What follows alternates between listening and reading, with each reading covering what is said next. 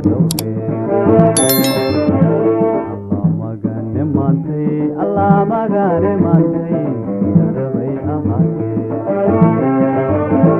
أن أقول سنينا وروركي نحوكي أن أقول سنينا وروركي نحوكي يديكي بشركو يديكي بشركو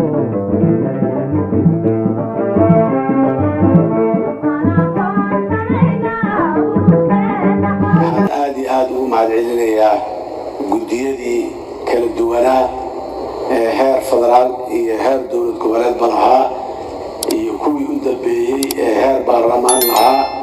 دورشين قدبي مدعوينها نوقبتي حاليا هاي آدي آديات ومعزنتين إلهينا أبال هايدي كسيو ونالقات سميسان انت كدب صوماليا حيكسو جرتي وضدات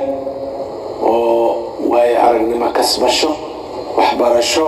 faham dawlad dhisidda yani dawlad maamulidda ma aha waa dawlad dhisid fahamkeedii kusoo jirta waxaan is leeyahay meesha caawa aan joognaa ilaahay ayaa mahad leh waxaan kusoo gaarnay naxariista rabbi haddana kama maqnayn dadaalka dadka soomaaliyeed aad iyo aad ayaa loo soo dadaalay guddiyadu waa dadaaleen maamuladu waa dadaaleen golayaasha cusub ee samaysan oo baarlamaankeenu uu ka mid yahay waa maalintii baarlamaan la helay qatartii horta waa inta badan waa naga soo dhammaatay waxaa caawa aan rabaa ayaguna inaan cod dheer ku gaarsiiyo guddiyadii doorashada ee heer dowlad goboleed oo in badan oo ka mid ah aanay fursad u helin caawa inay nala joogaan halkan meelahoodii ay joogaan waxaan ku leeyahay waa ku mahadsantihiin dadaalka aad soo samaysaan waxaan si gaar ah rabaa inaan ugu mahad celiyo ra-iisul wasaaraha jamhuuriyadda mudane maxamed xuseen rooble oo sida halkan looga wada tilmaamayba hogaamintii doorashada hawl sahlan ma ahayn khilaaf badan ay lahayd colaad badan ay lahayd kala shaki badan iyo maxaan ku ay lahayd eedo badan ay lahayd oo ninkii aan adkaysi lahayn ama aan diiranayn wax u ka baqa ay ahayd caawa meeshaan waxaa fadhiya anigoo ah madaxweynaha jamhuuriyadda oo mar labaad laysoo doortay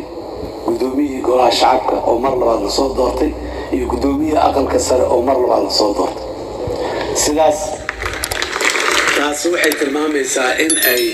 waayo aragnimo badan noo korortayo mar walba yaanan rati layle ah haamaha la saaranin in lagu heshiiyo dadku isla fahmeen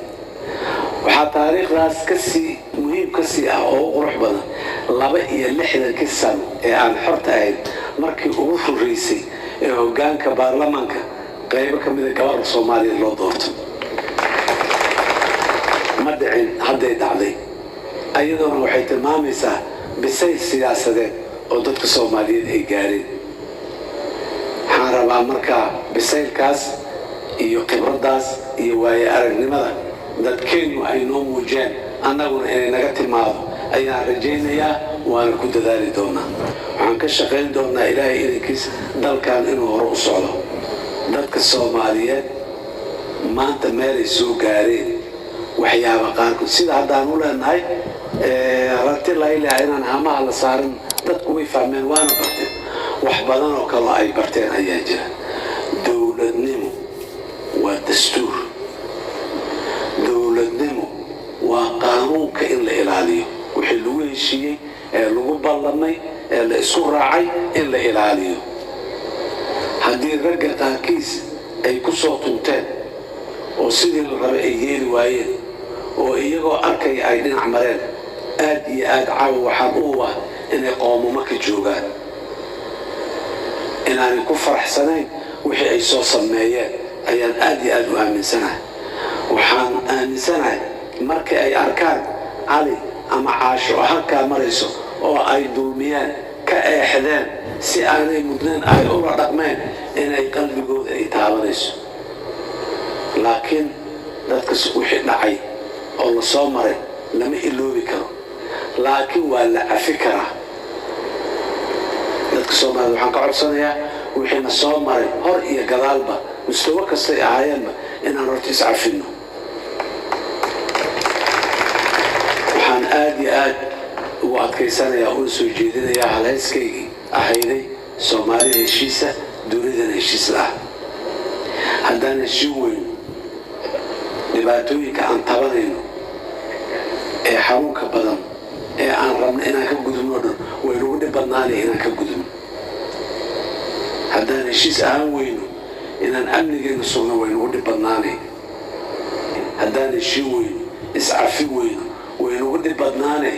inaan dowladnimada ballaarino sii baahino salkana u dhigno waxaan dadka Soomaaliyeed walaalaha meel kastay joogaan عافيسا كدلبنا يا إني سعفيان سي أن ويشين هدي أن سعفين لما هشيكاو أنت دستورك قبيلنا جاية أو نركا الدمية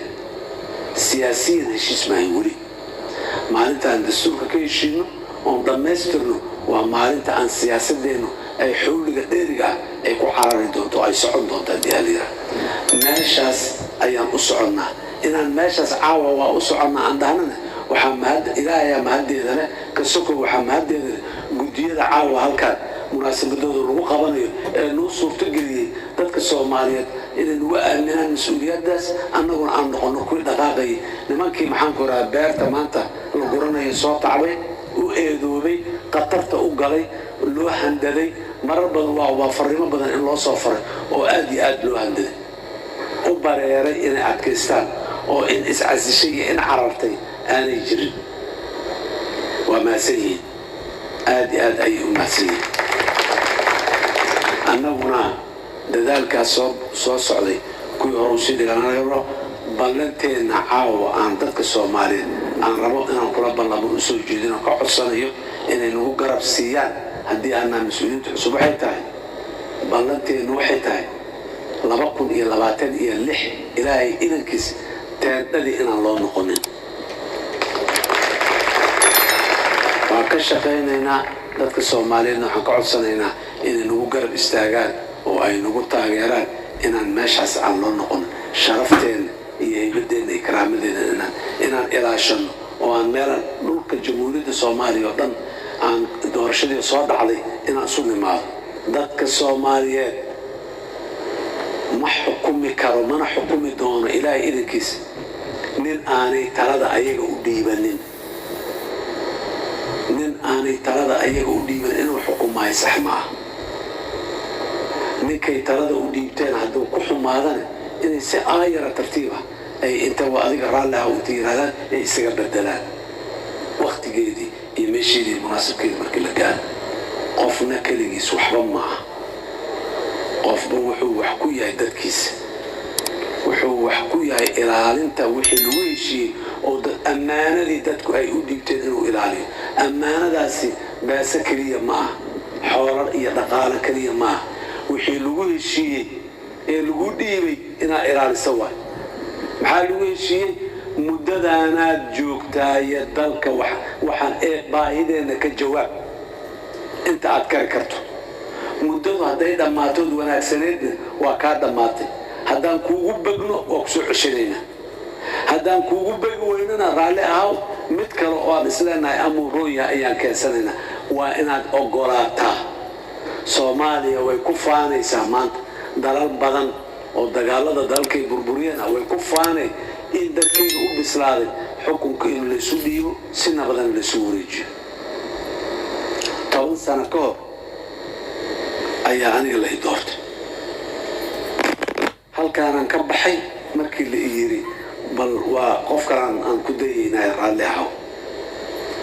مالين دوينا إذا وضع حد هاي مدعويني جمهورية إيجوري ومدينة دماتي هل كاسو كبحي أسيقو أودتك سومالي أماد إلي والله وضدي مركو يرالي أنا واقع أو شيء دتك إيدي توري نقن كاسي دلال بدل مكاري كران وحوين أسد ضدك صغار ومكة ضدك صومالي إني حسوساني أركان أربعة واحد